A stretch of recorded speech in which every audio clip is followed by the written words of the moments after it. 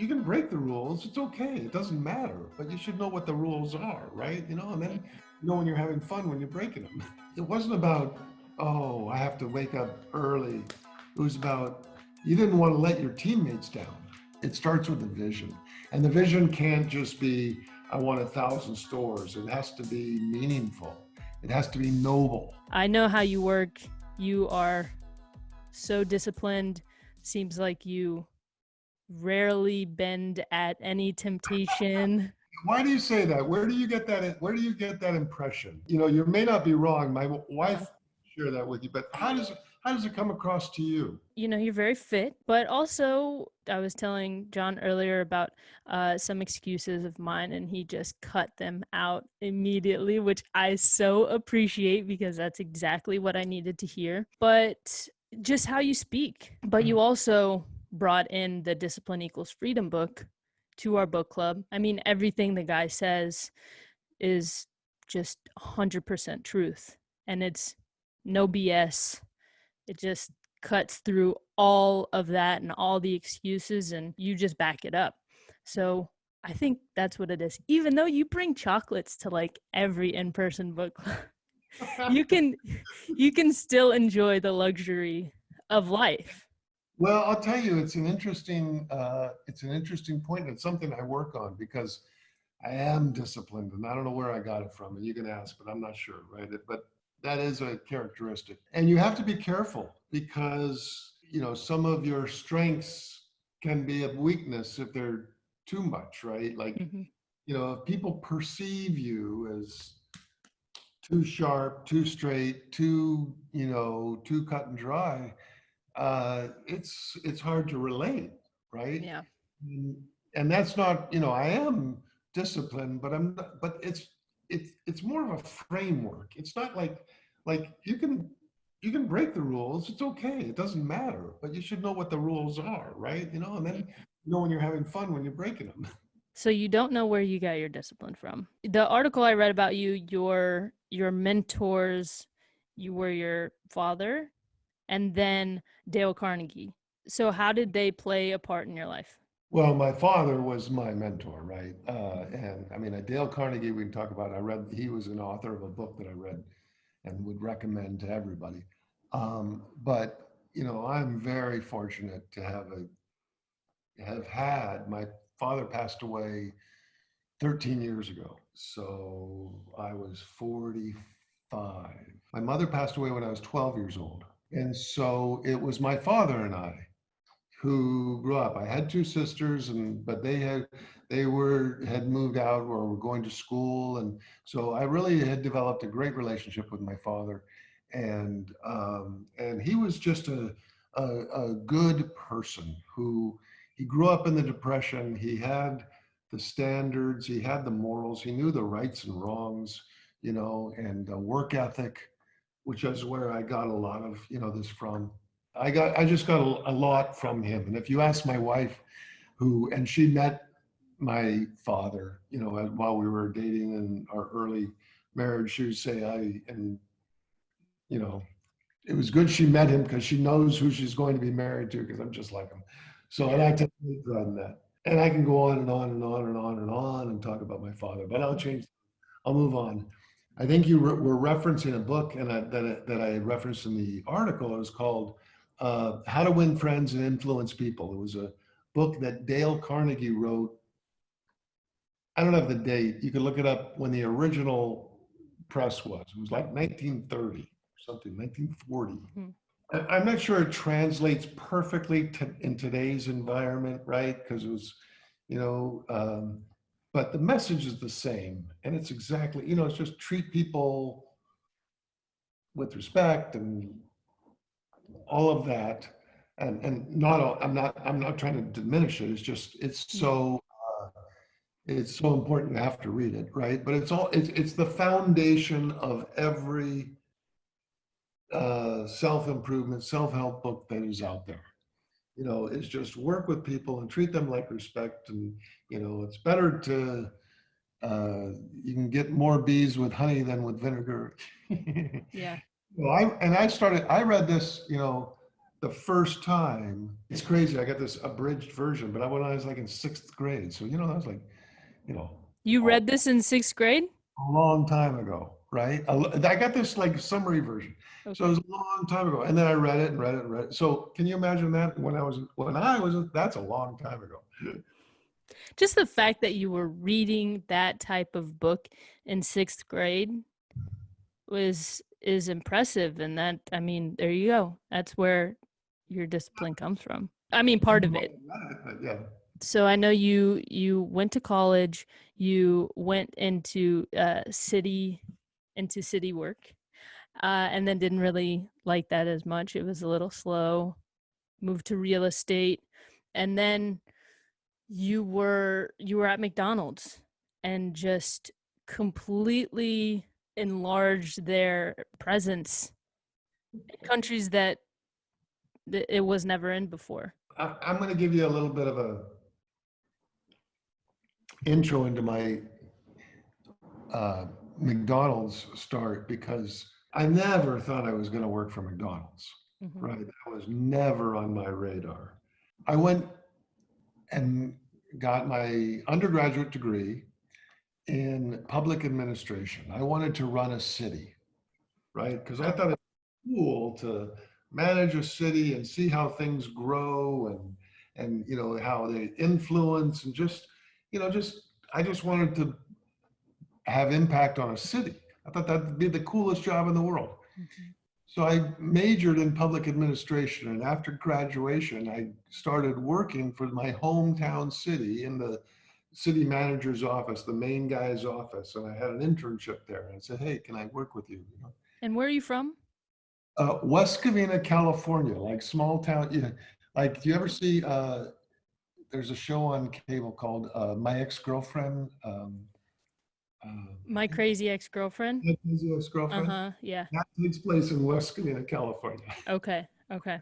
But it was a much different place, when I was growing in the 60s and 70s and 80s. Let's see. So I graduated public administration, went back and went to work at the city that I grew up in. I thought it'd be so cool to lead that city and manage things that happen. Well, I went to work there 6 months after I just spent 4 years graduating, in public administration. I made the worst mistake ever because city government is so slow and so bureaucratic and so political.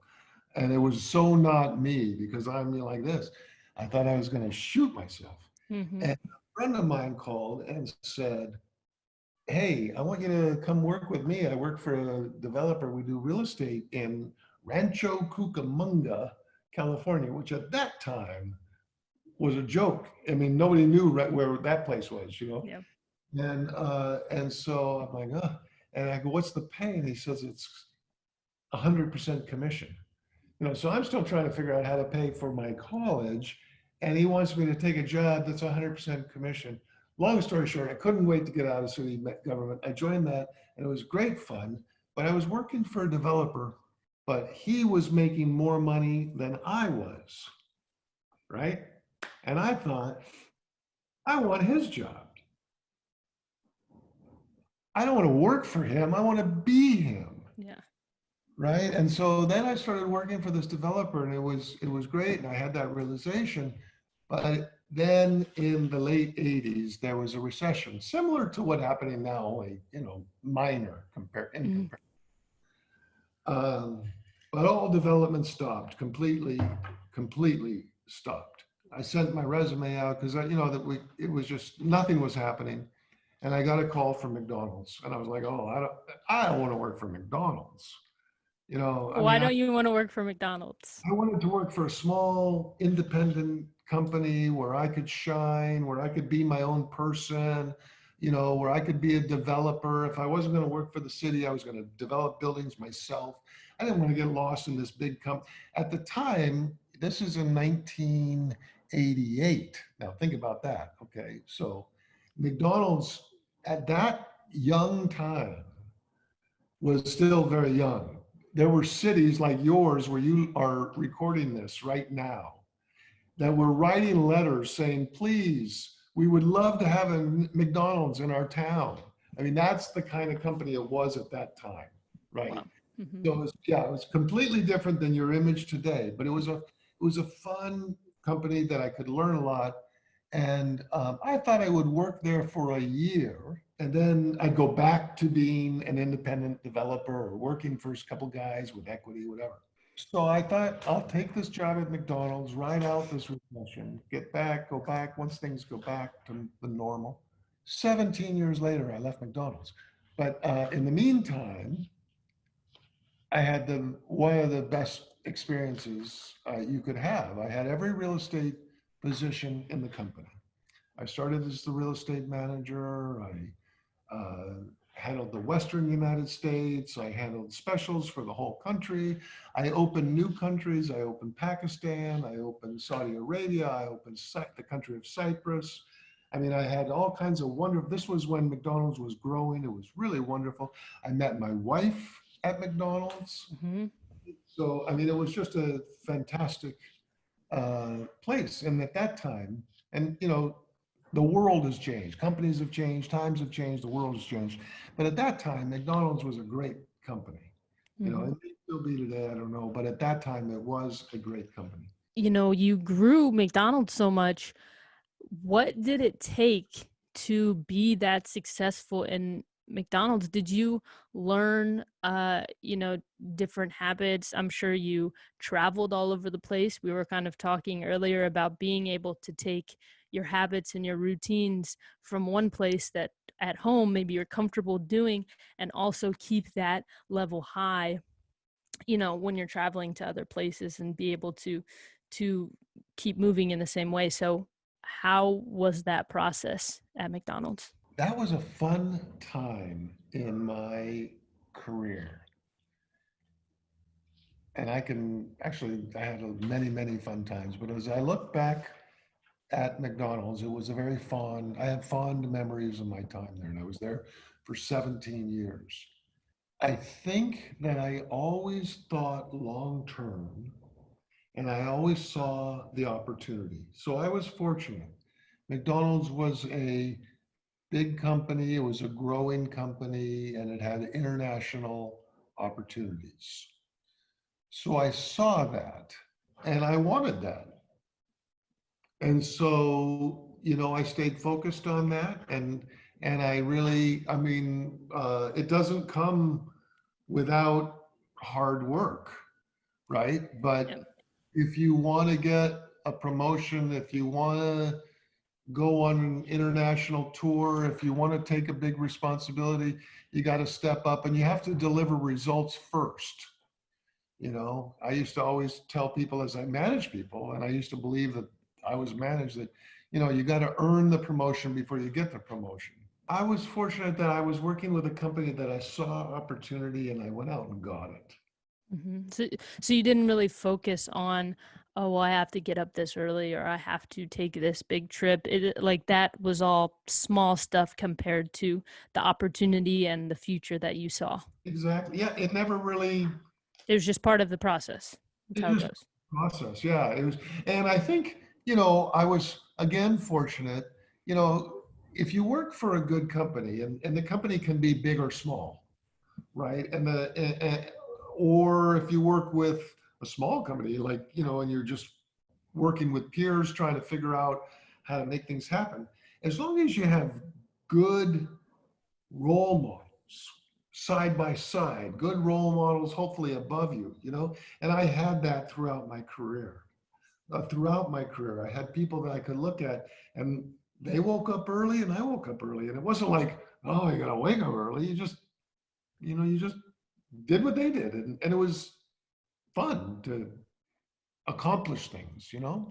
Yes, absolutely. Okay, so you moved from McDonald's to Dunkin' Donuts. And how was that experience? Was it pretty similar to McDonald's, just, another challenge? It was very different. First of all, as I stated earlier, I didn't think I was ever going to leave McDonald's. My wife worked there. I worked there. I had a rising career there. But I got this call, and it was at that time from Dunkin' Donuts, and they said, we're a small regional donut company. and we want to grow and become a national donut company. America runs on Dunkin'. Were you the I was there when that was part of it, right? I was not marketing, I was real estate, but I was working with them. I was at the company when that slogan was developed, right? So that it was all, and that's why that was a fun time. So they called me up and they said, we need a chief development officer. Because at McDonald's, I was the vice president of worldwide development, but it was a big company and, you know, you're a little fish. So they said, we're a small company and we need a big fish. And we need somebody to help us design our growth strategy.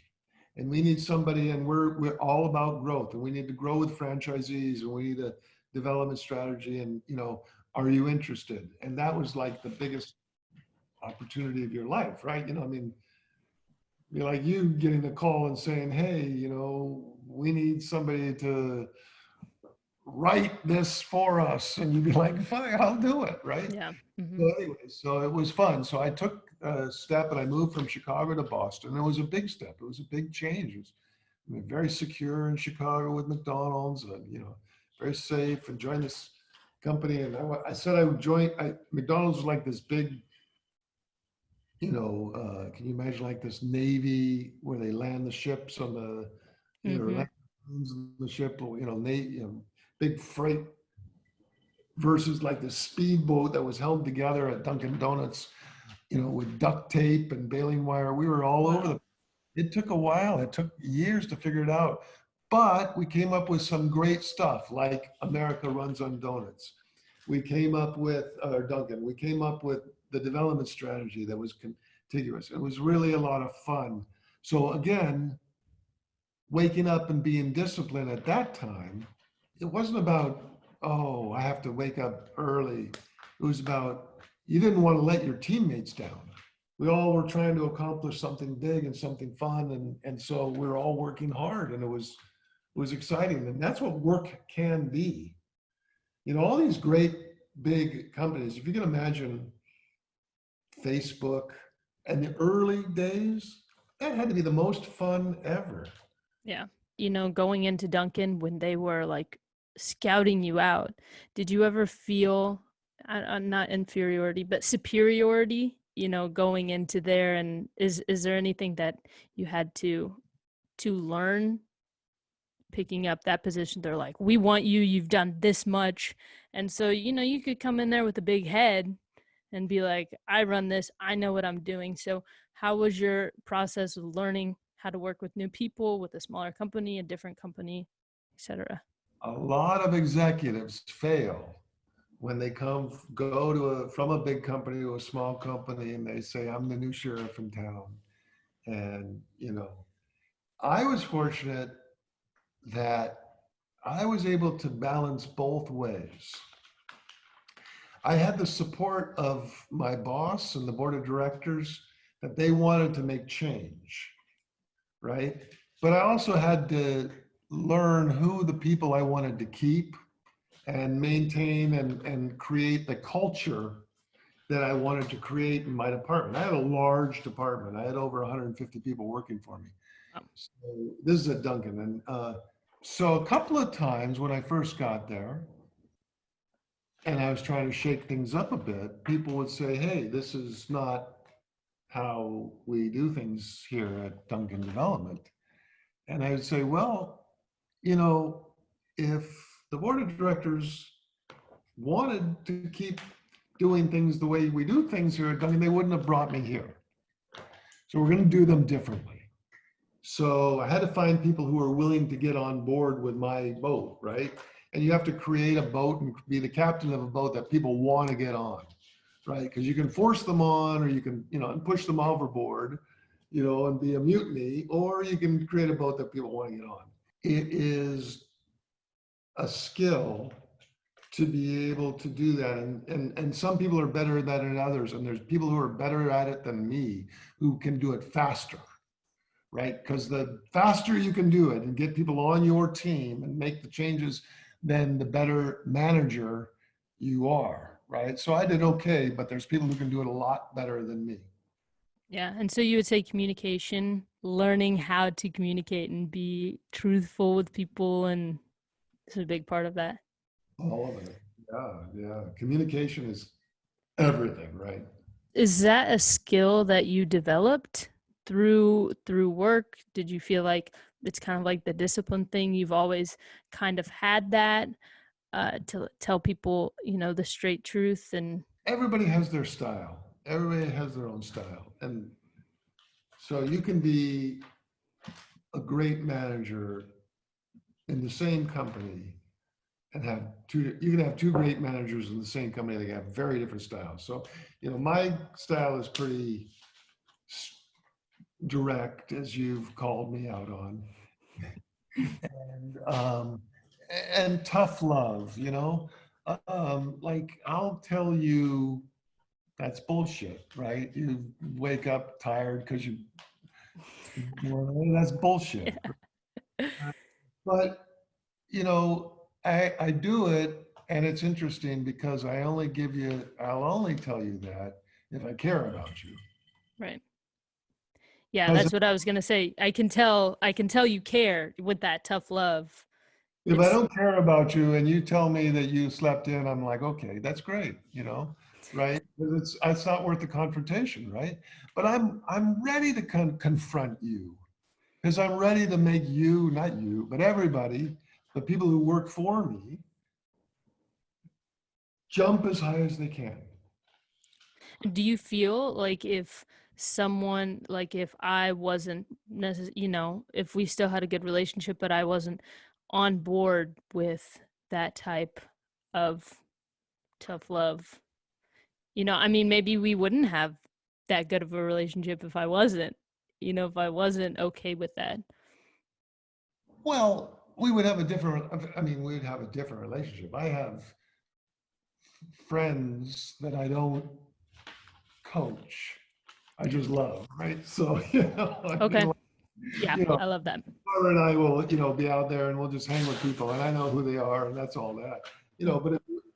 but if you ask me for advice, right? Or if you ask me to lead a department or an initiative or something else, that's, and we calibrate in advance and you're okay with my style, well, that's my style that you're going to get. Great, I love that.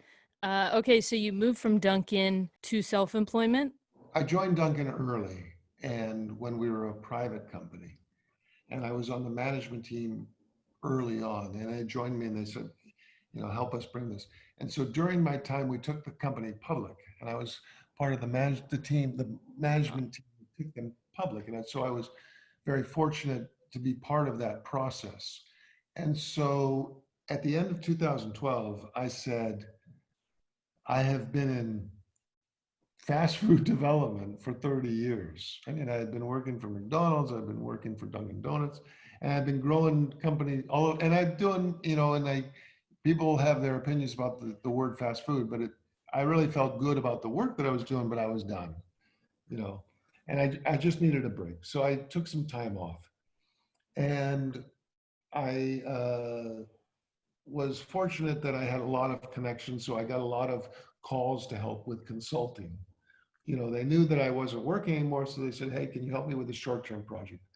And one of them led to this, to me getting a call and they said, hey, can you help us with we're going to acquire coffee bean and tea leaf. And so I helped with them and they asked me to run it for a while. And it was a lot of fun and it was great. It's a great brand, good coffee. And in Singapore and Philippines and Malaysia and Korea and all over. And we had a great time. And there was a lot of lessons learned there in terms of managing people, motivating people. It's just, it was interesting. So let's dig into that. So some lessons that you learned there for managing people, motivating people. I mean, what were some of the lessons? There was a situation probably where I came in wanting to change faster than the system was ready to change. And I'm not sure I learned my lesson even to my next assignment as well, but I pushed hard And, and you learn quickly where, people, if you can push a team real hard and, they'll go until they don't. And then if they don't, you're not going to accomplish what you're going to try to accomplish. And so it was an interesting cultural experience because I came from the former CEO that was much more artistic and, wanted to develop the brand. And I was being driven by private equity people who wanted to grow the brand, and so the culture was tough to do. So anyway, long story short, it was one of those challenges for me that I enjoyed and remembered because it wasn't easy at first. How do you get people on your side? Yeah, you communicate with them all the time and you let them know what you're thinking and you over communicate. And I got a lot of credit for that. So once I realized, I need to, just touch base and work with these folks. And then I just started bringing them in, and it just takes time, right? I mean, it was like it's a full-time job, but people want to know. Everybody will be on board if they understand the mission. If the mission is, you know, has integrity, right? If there are values behind what you're talking about, I think everybody will get on board. And that's, you just have to explain it. And so once people understood where I was coming from and who I was, then it was a lot. Then we're sailing, you know. Yeah. So you think it's important for people to know your story. It's important for every leader to tell their story and where they're coming from and where and what the vision of the company is, and it starts with the vision, and the vision can't just be I want 1,000 stores. It has to be meaningful, it has to be noble, right? If you have a noble vision, and I don't care, you could be in rap, you could be, I mean, you could be in landscaping, you can pick the industry or commercial business. You could be a talent agent. If you have a talent agent with a noble vision or a talent agent with a greedy vision, the talent will recognize it quickly. If you are a leader, if you're a CEO of a major corporation, that you have a noble vision or a greedy vision, and believe me, you can read the paper, you've seen them both. But so, if you can be a leader and share your noble vision. I mean, I think that's, saying that this can really go to anywhere. That's why it fascinates me, is because, I think personally, I say with this podcast, I have a vision, and I've just realized very recently that it's important to share that vision. And I listen to a lot of podcasts. The School of Greatness is one. Impact Theory is another, but I know Lewis House on the School of Greatness. When somebody asks him, what do you want? Like, what is your goal? He has like a log line of his goal. He knows what his vision is and he shares it with everybody. And so people can really get on board with that. I mean, I feel like I know him as a person because I know part of his story and part of his struggle.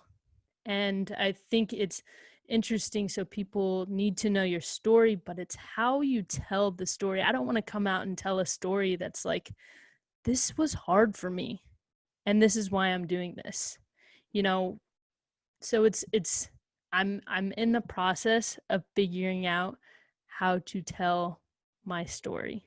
Two things that come to mind just first is number one, make sure you know who you're telling the story to. That will be important because you can tell your story. You can say, hey, it's my story and I'm going to tell it. But, if you're telling your story to one audience versus another audience, and you don't want to tell your story to the whole audience, it, if you imagine, it will help you tell your story.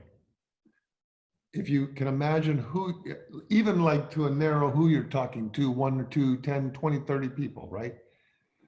If you can imagine them, telling your story will be a lot easier, and that will be the key. And then making sure the point of your story. Yeah. And that's going to be key too, right? Yeah. Because I mean, you're very good at what you do. You're good. The questions you ask are great. I've seen your rap songs and everything. You're good. I mean, so you've got that. You just got to figure out how to like tell your story. Yeah. Yeah.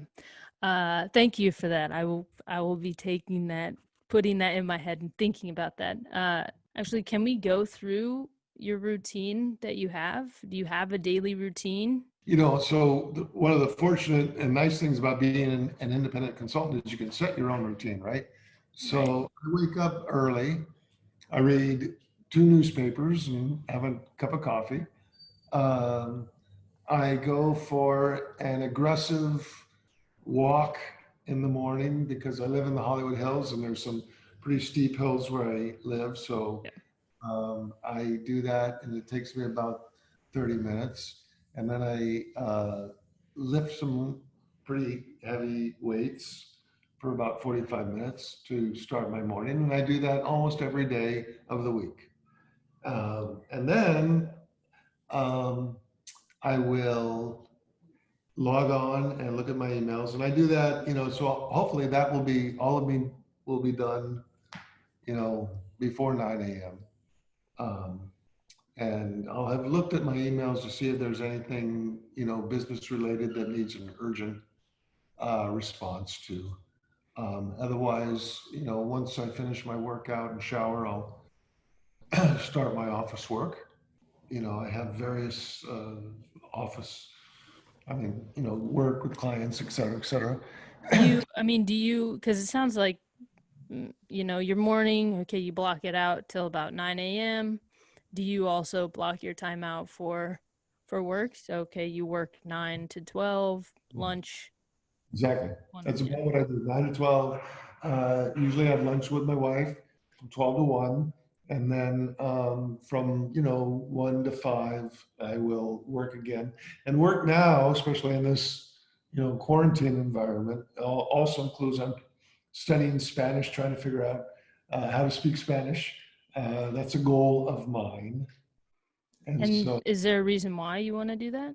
it's just, No. I just, you know, uh, it's a proficiency that I'm trying to improve. So I've been, I spend a couple, not as much time as I'd like, but maybe an hour a day.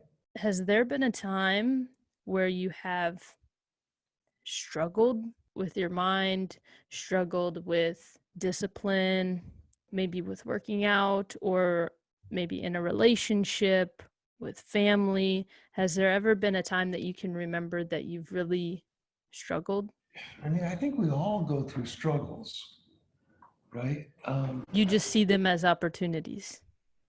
I see them as short term. It's like going down the road and you hit a speed bump, right?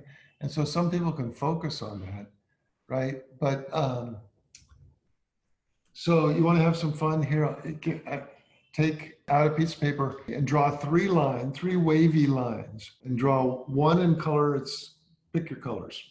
Red, that's emotional.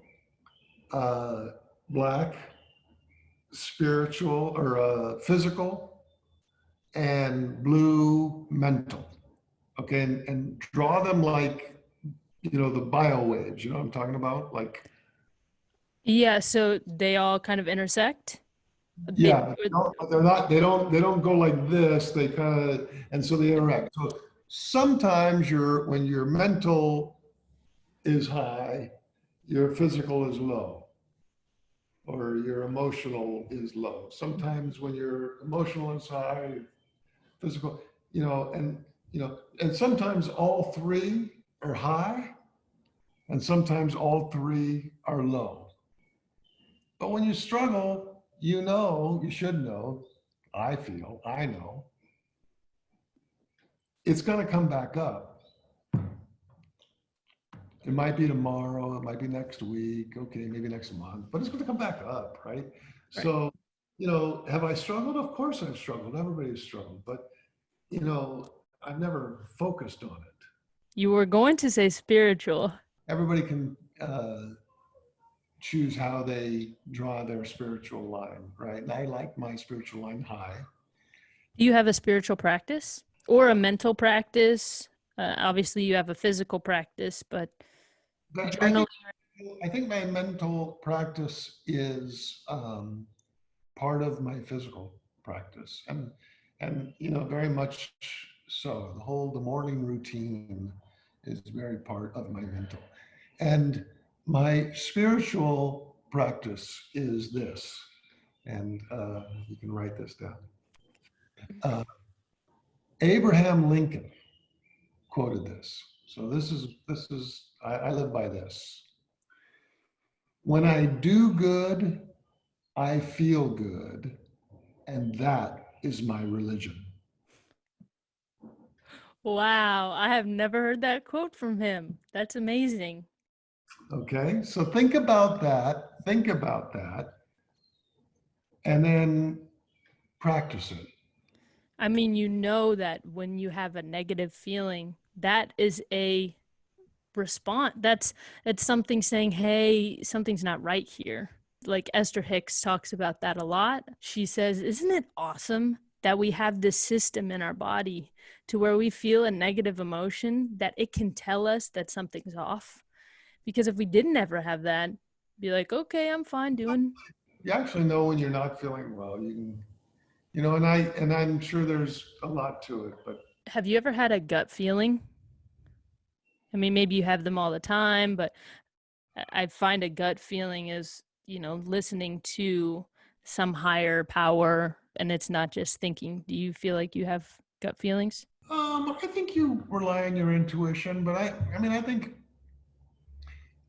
your gut feelings come from your experience and your knowledge, right? I mean, your experience and your knowledge inform your gut, right? Very rarely would you be totally uninformed and have a gut feeling, Yeah. right?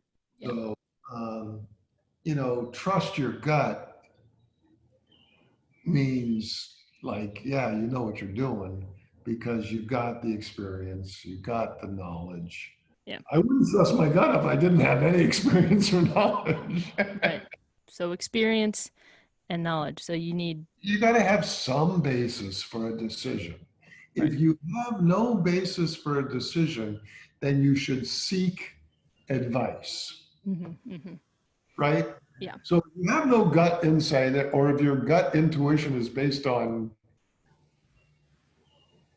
nothing, right? Whatever, emotion, something that's not experience or knowledge, then seek advice from somebody who's got it, right? And follow the advice. That's the best advice you can do, right? Whatever you're looking to do, there's somebody who's an expert at that field. Find their advice, listen to their advice, and follow it. It cracks me up when people, ask for an expert's advice and then they don't follow it.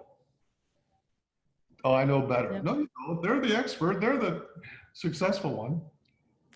Yeah. I just listened to a podcast on impact theory today and someone said, copy genius. So it's Yeah, like things have already been done. Copy those people who are the best. not even that. It's not even. I mean, genius makes it sound so esoteric and hard to, achieve. A financial planner will give you advice. Listen to it, right? Find somebody you trust and listen to it, right? A plumber will give you advice, right? It's the perfect example, right? You're not going to do better than the plumber, right? Yeah. Oh no, he told me this, but I know a better way. I don't think so. Hmm. I use that for everything. So, is there one thing in your life right now that you feel you could do to level up? Yeah, no, I mean, I have some personal goals I want to learn. I want to become, totally fluent in Spanish. I think about chapter two all the time, right? I had a very successful corporate career. I chose to step off because I wanted to do something else. And, now it would be something interesting, whether it's starting a new business or, helping some people out. So I think that leveling, the next level is taking this and going to the next level of something that I'll find passionate, and I look for it every day. That's why excuse me, but I'm reading the papers and I'm looking and I'm talking with friends and I'm trying to find that next opportunity because I'm actively seeking it. I'm not satisfied. Yeah. So I mean, you kind of said a little bit before, seek advice for people who know, or from people who know. But what is maybe another piece of advice you would give to someone that they could implement in their life to also level up? I would encourage most people to think longer term, particularly younger people, and I use that term, delicately. But you know, when I hear things about the stress or the challenges or of business or working for a boss or the challenges that they're having now, and they want to step off or they're going to call and take a break or take a day off because they just need an emotional day. I'm like, now is the time to think long term, right? Now is the time to dig deep. And um, and I could go on and on like that, but in terms of what all that means. But if you think longer term, you're willing to invest more now in terms of building, and that's the point that I would make. I love that. I started reading A Happy Pocket Full of Money, and I just got to the part about goals where it says, think 30 years out. What are the things that you want to accomplish in 30 years? You need to think about who you want to be, Yeah. and even in book club, there was a question, 10 years from now or 15 years from now, imagine yourself. And I had that myself, so I looked at myself 15 years from now, and it was okay. Well, if I want to be that person, it's going to take work now.